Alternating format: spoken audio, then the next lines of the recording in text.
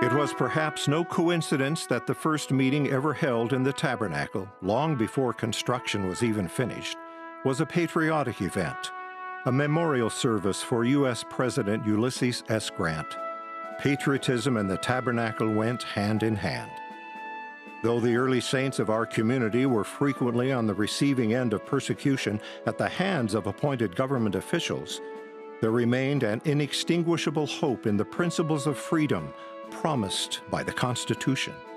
The link with patriotism was further strengthened not long thereafter, when the community pulled out all the stops to celebrate the 4th of July in anticipation of Utah becoming a state.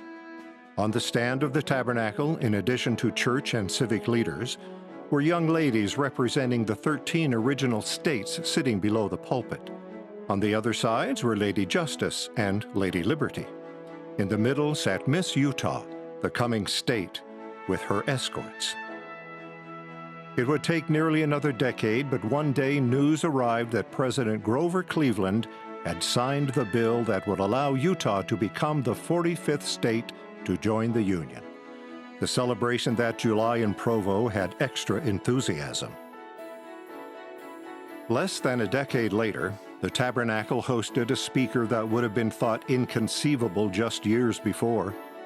The President of the United States, William Howard Taft, arrived in Provo via special train. Schools were closed so that families could participate in the event. Flags and bunting decorated nearly every building along the President's route to the Tabernacle. During his speech, President Taft noticed the noisy chorus of babies, quipping that he didn't object to these expressions if he could construe them as being those of approval. For out of the mouths of babes we get the facts. After his speech, President Taft shook hands with nearly 2,000 onlookers, or friends, as he called them. For more than a century, the saints of Utah Valley have celebrated the liberty their country affords, including sending some of its finest to defend that freedom.